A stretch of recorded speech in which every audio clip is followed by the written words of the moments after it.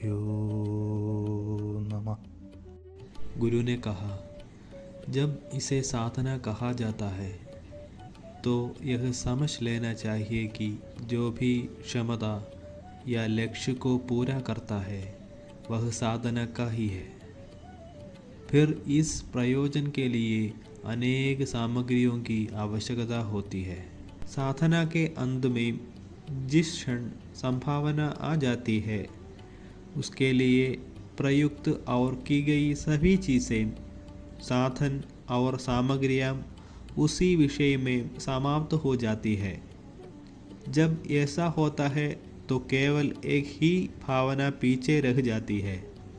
उसी तरह अपनी स्वयं की यात्रा में हमें उस मिट्टी से जिस पर हमारा शरीर है, उदाहरण के लिए पृथ्वी, तारा, ब्रह्मांड, पिंडदानियाँ, हमें शरीर की मिट्टी या ब्रह्मांड का छोटा रूप जिस पर हम खड़े हैं और सूक्ष्म रूप की मिट्टी जो घ्राण प्रणाली है जो हमें ढकती है, इससे बहुत ही चीज़ों को स्वीकार करना और छोड़ना है।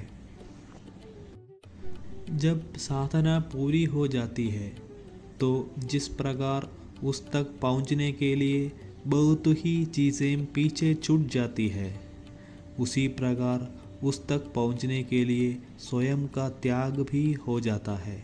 फिर वहाँ केवल गुरु स्वरूप पराबोध की प्राप्ति ही रह जाती है। वह गुरु स्वरूप या सत जो निर्गुण है, सर्वोच्च है, अकल्पनीय है, अविनाशी है और सबका आधार है। आगे की चर्चा में इस बारे में विस्तार से बताया जाएगा।